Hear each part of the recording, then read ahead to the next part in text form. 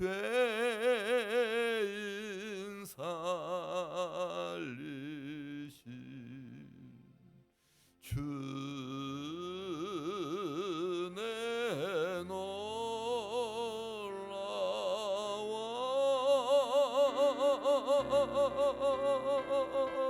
잃었던 생명 찾았고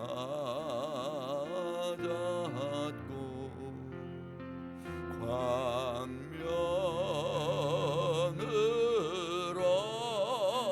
얻었네. 우리 할렐루야 두 손 들고 찬양합니다.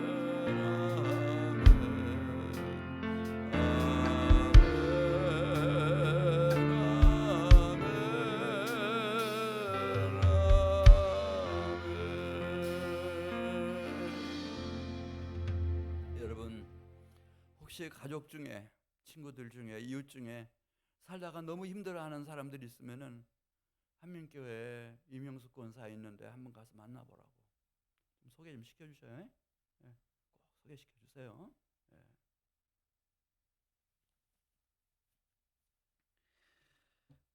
우리 오늘 저녁 주시는 하나님의 말씀, 건의가 들어왔어요. 기도만 막 했더니 설교를 좀 해달라고. 제가 설교를 잘하기는 잘하는가 봐요. 아마. 처음 30몇 년 동안 또 처음 들어보네. 목사님 설교를 좀 들어야 되겠다. 지난 주일 전에 제가 설교를 안 했나요? 안 했어요? 그랬더니 설교를 좀 해야 된답니다. 그래서 건의사항이라서, 이거 너무 고마운 건의사항이라서, 처음 들어보는 건의사항이라서 즉각 수용을 했어요. 자, 베드로전서 2장 12절 말씀. 12절 말씀. 우리 12절부터 21절 말씀까지를 교독하시겠습니다. 12절 말씀 제가 먼저 봅니다.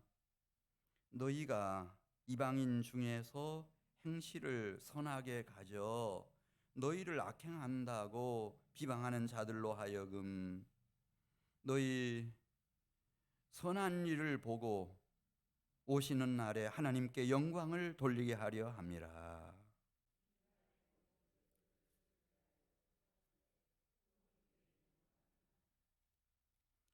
혹은 그가 악행하는 자를 징벌하고 선행하는 자를 포상하기 위하여 보낸 총독에게 하라.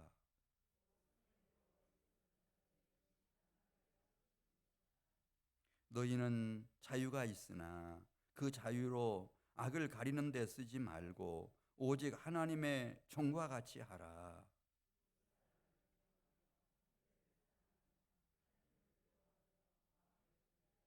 사환들아, 범사에 두려워함으로 주인들에게 순종하되 선하고 관용하는 자들에게만 아니라 또한 까다로운 자들에게도 그리하라.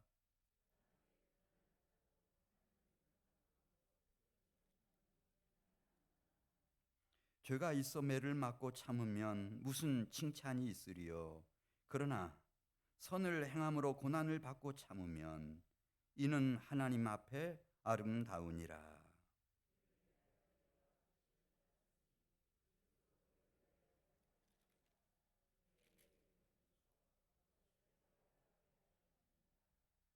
아멘. 네. 오늘 12절 말씀 보면 여기 행실에 대한 얘기 하고 있습니다. 오늘 낮에 제가 이렇게 하나님의 은혜 소명 부르심을 받은 사람들이 있다. 다는 아니에요. 뭐 같이 아버지 같은 어머니 태중에 있다 하더라도 그 중에 한 사람, 작은 자 야곱은 하나님이 부르셨어요. 은혜의 소명을 주셨어요.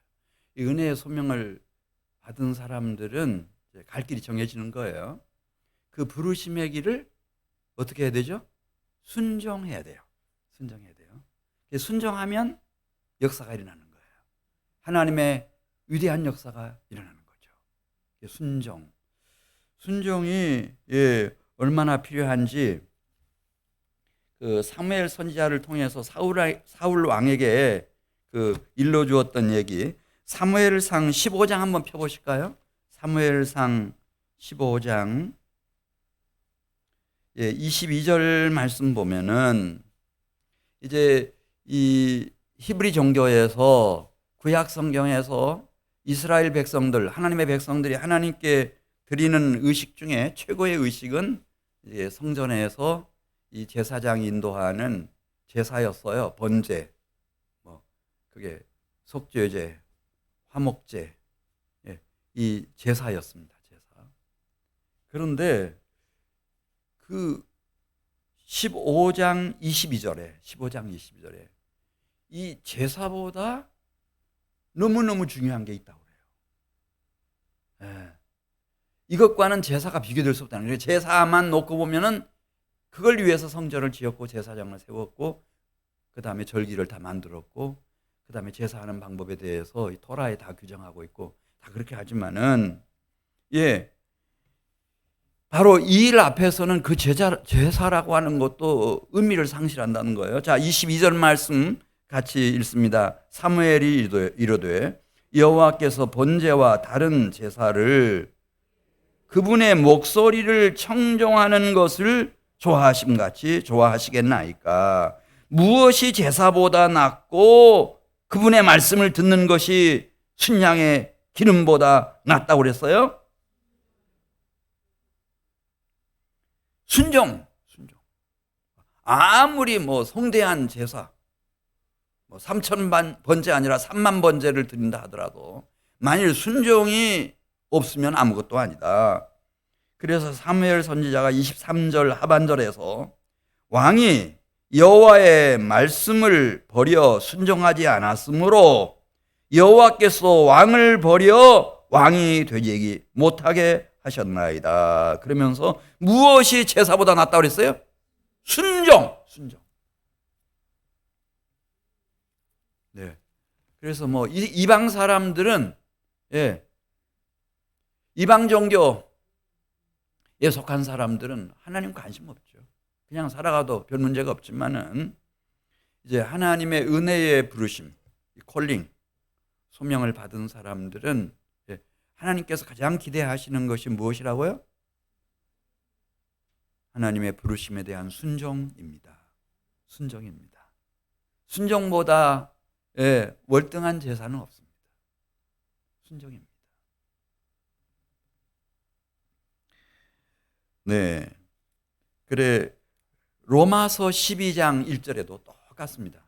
그러니까 이런 기조는 그 사울 왕 때 선지자 사무엘이라고 해서 다르고 그다음에 예수님 오시고 난 후에 그 사도라고 해서 이방의 대사도 로마서를 쓴 그 칭의론을 쓴 그 바울이라고 다른 게 아니고 로마서 12장 1절 가서 보겠습니다. 이 제사 중에 최고의 제사가 어떤 제사인지 12장 1절에 이렇게 썼습니다. 적어도 이 은혜의 부르심, 콜링, 이 소명을 받은 사람들이 하나님 앞에 드릴 최고의 제사. 자, 1절 같이 읽습니다. 그러므로 형제들아, 내가 하나님의 모든 자비하심으로 권하노니. 그러니까 하나님의 모든 자비하심 속에, 낮에 말씀드린 것처럼 하나님의 능력의 보호 속에서 하나님의 위대한 통치의 영역으로 들어가려고 하는 그 모든 사람들, 그래서 하나님의 모든 자비하심으로 너희를 권하노니 너희 몸을 하나님이 기뻐하시는 무엇으로 드리라? 이는 너희가 드릴 최고의 영적 예배라는 거예요. 영과 진리로 예배라고 했는데 최고의 영적 예배는 무언가? 너희 몸을 하나님이 기뻐하시는 거룩한 산 제물로 드리라. 순종의 삶으로 하나님 앞에 가장 큰 영광을 돌린다는 거예요. 제물이 아니고 living sacrifice, 순종하는 삶입니다.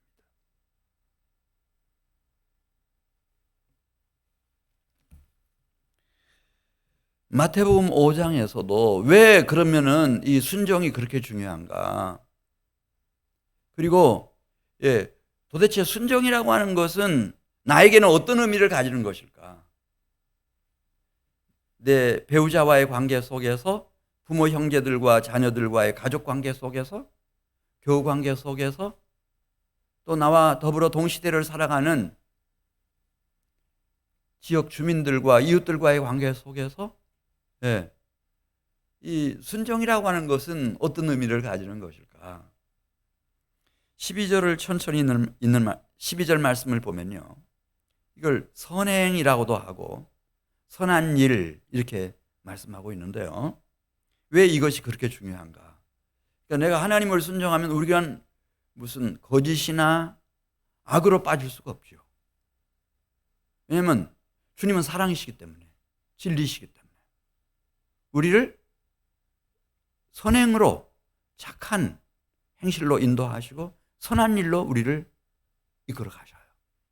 자, 그렇게 되면은 물론 자, 우리 12절 말씀을 읽으면서 왜 그것이 그렇게도 중요한지 12절을 읽으면서 생각해 보겠습니다. 너희가 이방인 중에서 행실을 선하게 가져 너희를 악행한다고 비방하는 자들로 하여금 너희 선한 일을 보고 오시는 날에 누구에게 영광을 돌리게 하려 함이라 그랬죠?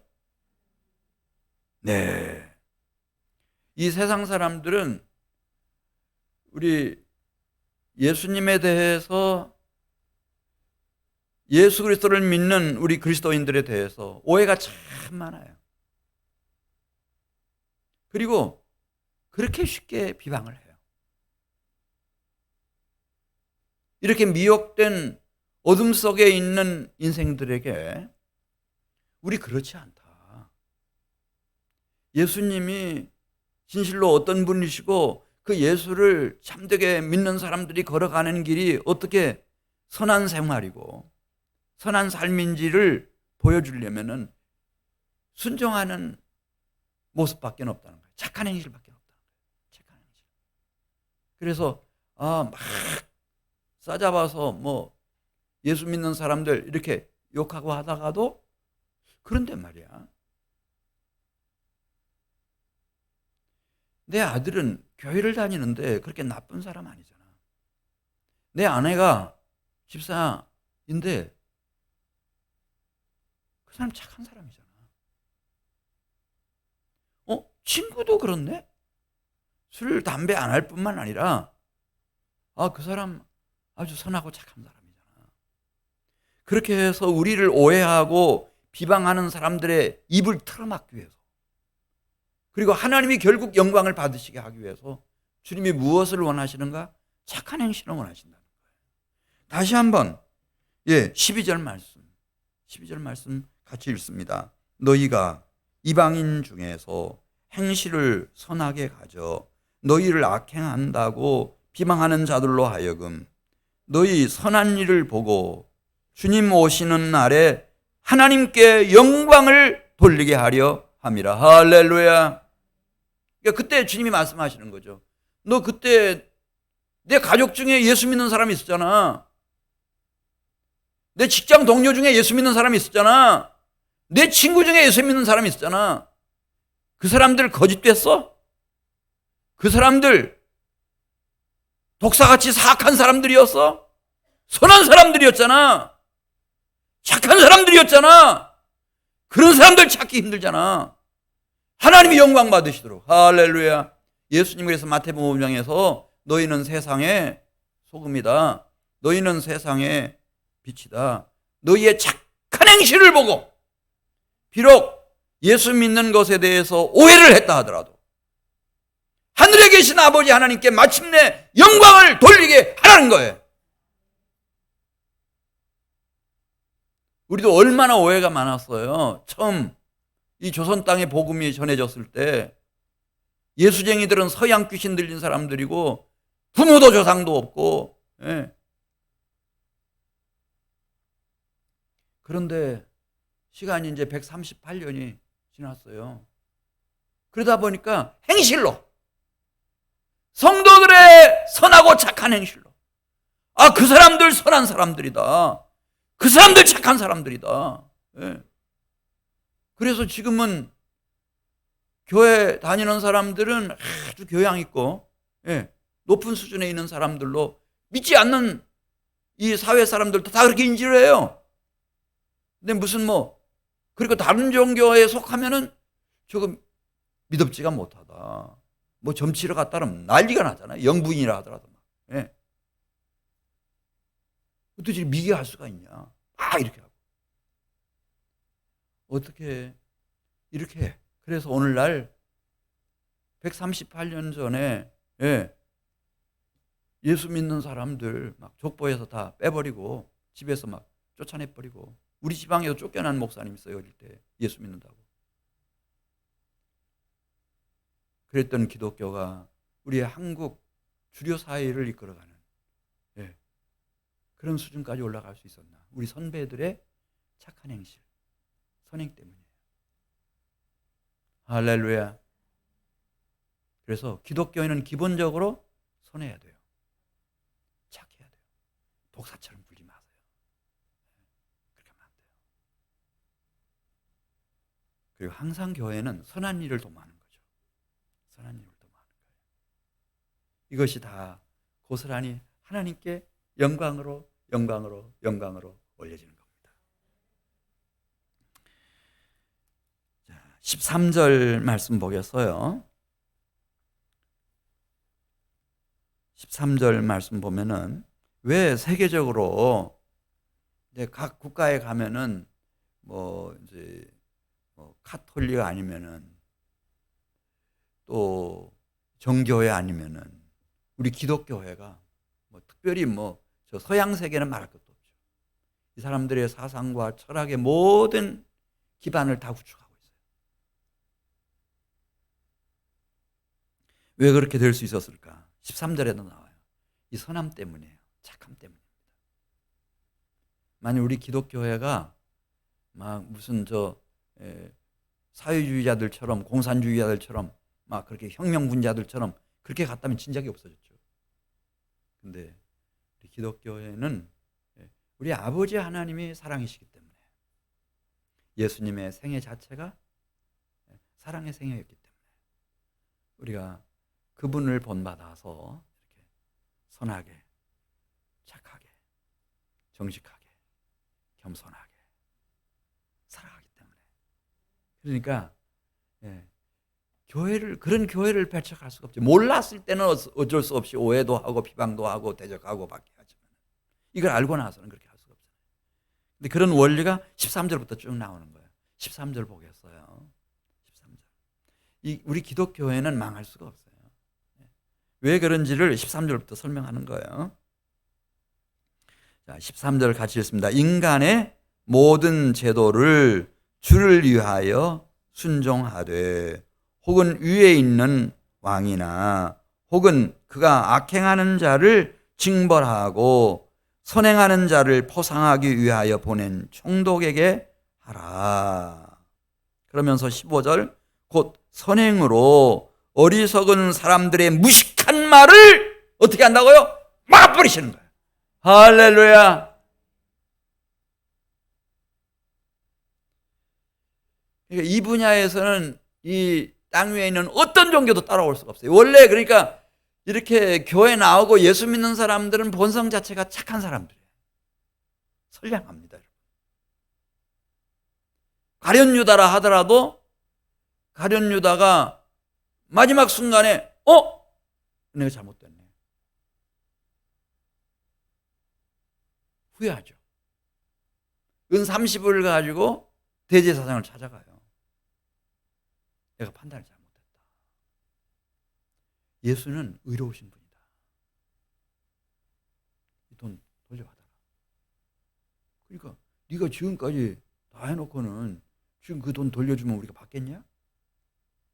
네가 행한 일이니까 네가 스스로 그 값이나 치러라.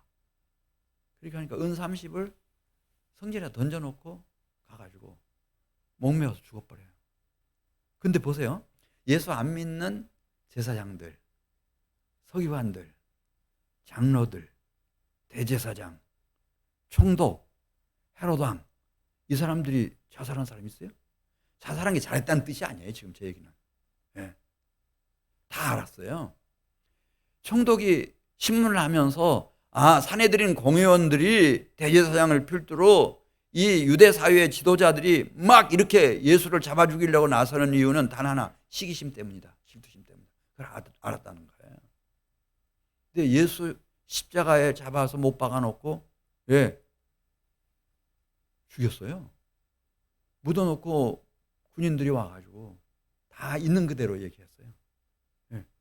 예수의 시신이 이런 일이 있었고 막 대지진이 일어나고 막 문이 열리고 그런 기이한 일과 함께 예수의 시신이 사라졌다. 아무래도 예수가 살아난 것 같다. 그 보고 그대로 했어요. 그러니까 돈 딱딱 줘주면서 얘기하잖아요.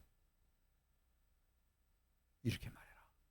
예수의 제자들이 몰려와가지고 이렇게 졸고 있는 사이에 예수의 시신을 훔쳐갔다고 말하거라.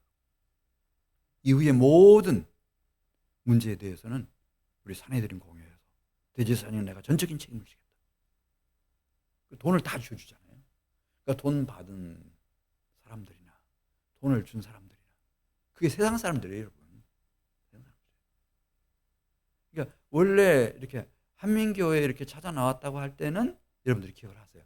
그 사람들은 그래도 착한 사람들이다. 이렇게 기억해 주시는 거예요. 게다가 예수를 믿고 이렇게 생명의 말씀으로 진리의 영으로 거듭나고 나면요. 착한 행실을 기쁨으로 즐거움으로 하죠. 이걸 이 세상 사람들이 따라올 수가 없는 거예요. 따라올 수가 없어요. 그 얘기를 지금 하고 계시는 거예요. 15절 다시 한번 읽습니다. 곧 무엇으로 어리석은 사람들의 무식한 말, 비방하는 말, 대적하는 말을 하나님은 막아버리시는가? 선행입니다, 여러분. 선행. 할렐루야. 선행입니다. 그리고 우리가 이렇게 이제 예수님 안에서 순종하는 종으로 살면 하나님이 우리를 여기 16절에 있는 말씀처럼 시간이 지날수록 자유를 주셔요. 진리를 알지니 진리가 너희를 자유케 하리라. 우리 주님 말씀하셨는데 여러분 이렇게 나를 그 은혜의 콜링으로 이렇게 불러주신 그 하나님의 부르심을 순종하면서 살아가면 틀림없어요.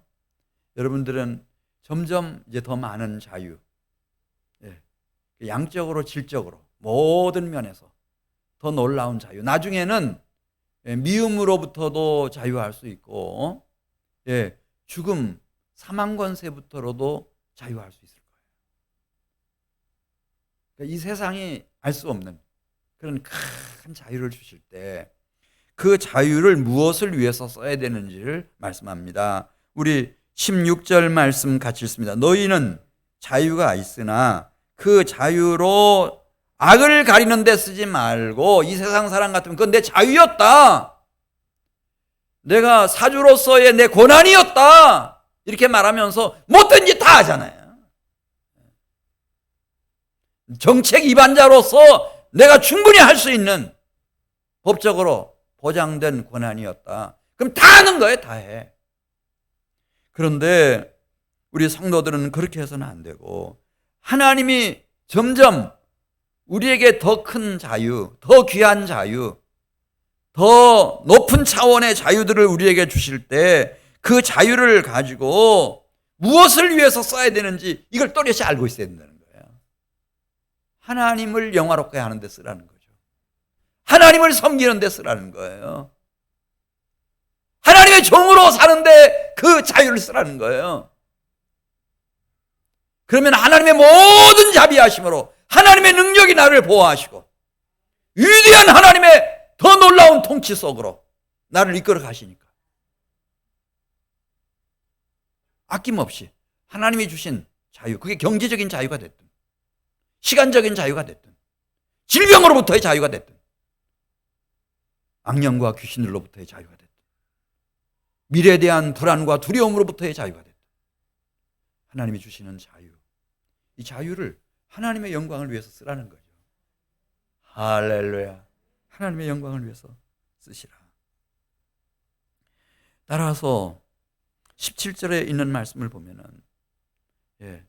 이렇게 하나님의 은혜의 부름을 받고 순종하는 사람들은 뭐 어떤 자리에 있든지, 내가 어려운 형편에 있든지 아니면 평안한 자리에 있든지 모든 사람들이 뭐 굉장히 부러워하는 자리에 있든지 한결같습니다. 어떻게 한결같은지, 자 17절을 보면서 하나님이 나에게 이렇게 관계를 맺어주신 사람들을 어떤 원리를 따라서 대하는지 한번 17절 말씀을 보겠습니다.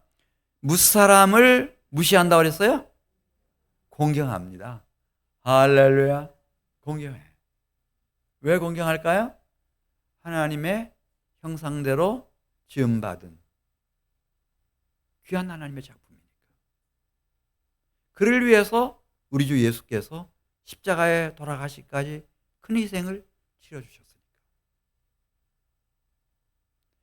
내 안에 와 계시는 성령께서 그 영혼의 구원을 위해서 지금도 하나님 앞에 기도하고 계시니까. 그래서 무사람을 공경합니다. 그 다음에 가족으로 만났던, 교우로 만났던 형제들을 사랑합니다.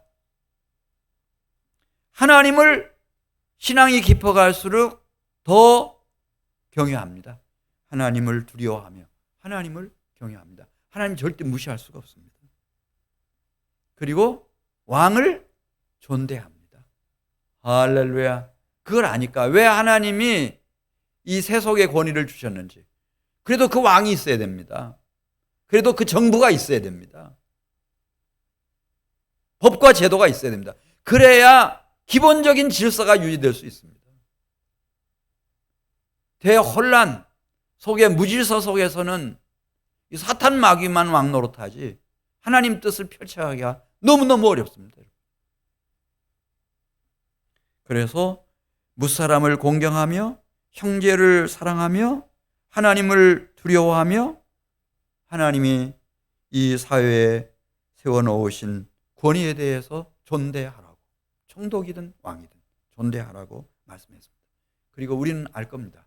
우리가 아들, 딸들 있잖아요. 이 아이들이 어떻게 잘 될 수 있을까? 학교 다닐 때 선생님 존경하는 겁니다. 그 선생님들이 다 평가서를 다 씁니다. 이 어린이는 어떤 어린이인지, 또 추천서도 대학에 가면 교수님들이 다 써줍니다. 그리고 진로도 다 지도해 줍니다. 직장에 가도 마찬가지입니다. 하나님이 나에게 허락하신 이 권위를 잘 존중히 여기고 순종하는 사람을 윗사람들은 찾다가 기회가 오면 그 사람들을 발탁하는 겁니다. 저는 참 부러워요. 우리 유 목사님 네 분이 이제 내일부터 이제 5월 첫 주간 어버이 주일이라고 해서 아드님이 이제 가족 여행을 지금 계획했다고, 그래서 이제 한 주간 휴가 다녀오신다고. 예. 야, 참. 우리 유 목사님 그랬어요. 개척교회 하다 보니 아이를 키울 때 과외를 시킬 수가 없었다는 거예요. 고액 과외 그런 건 말고 학원도 보내기가 너무 어려워서. 사모님이 하나님 앞에 1,000번제 드리고 기도하고 1,000번제 드리고 기도하고 1,000번제 드리고 기도하고 하나님 손에 올려드리고. 그래서 그냥 지방 의대를 졸업했는데 서울대학교 그 의과대학에서 이제 공부를 다 마치고 그다음에 큰 병원으로 갔는데 그 병원에서 그 젊은 나이에 40대 중반의 젊은 나이에 이사장이 된 거예요. 안산 단원병원에 이사장이 돼버렸어요. 저는 안 봤어도 알아요. 우리 유 목사님 아들이 이 성경 말씀 그대로 착하고 선량하게 살았을 뿐만 아니라 하나님이 자신 위에 세워놓으신 권위를 존중히 여겼겠구나.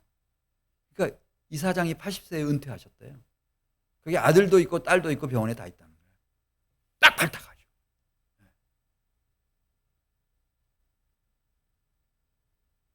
그래서 이 하나님의 지혜, 우리 자녀들을 키울 때 막 이걸 좀 가르치세요.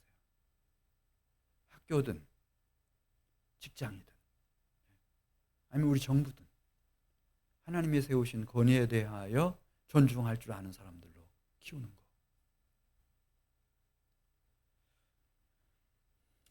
자, 18절 가서 보겠어요. 18절. 이제 이 베드로가 이 베드로전서를 쓸 때만 해도 이 노예제도가 일반화되어 있던 때거든요. 그러니까 이렇게 씁니다. 우리 18절 말씀. 사환들아 범사에 두려워함으로 주인들에게 어떻게 해라? 순종하되 선하고 관용하는 자들에게만 아니라 또한 까다로운 자들에게도 그리하라. 순종, 착한 행실. 그러면서 이제 내일 새벽에 말씀드리겠어요. 왜 이것이 그렇게도 중요한지. 이게 주님이 가시는 길이어서 그런데요. 참 감사해요. 저는 이 한민교회가 외적으로는 적은 교회가 돼버렸죠. 재건축 때문에 그 바람 타고 지난 한 10년 넘게 소송하고 막 이렇게 하다 보니까 이제 작은 교회가 확실히 됐네. 코로나까지 거치고 나서. 근데 작은 교회가 아니에요. 왜 그런지를 내일 새벽에 말씀드리겠습니다. 같이 기도드리겠습니다. 하나님 아버지 감사합니다. 저희들을 사랑해 주시고 또 저희들의 남은 생애를 통해서 하나님이 이루실 놀라운 일들을 저희들은 믿음으로 바라봅니다. 우리 사랑하는 성도들에게 성령으로 기름 부어 주셔서 이 상소망을 가지고 우리의 남은 때를 하나님 지혜롭게 또 충성스럽게 최선을 다해 살아서 하나님 앞에 영광으로 올려지게 해주시옵시고 하나님의 능력의 보호하심과 위대한 통치의 역사를 우리 사랑하는 성도들이 다 가정마다 하나님 그 복을 누리게 해주시옵소서. 예수님의 이름으로 기도드리옵나이다.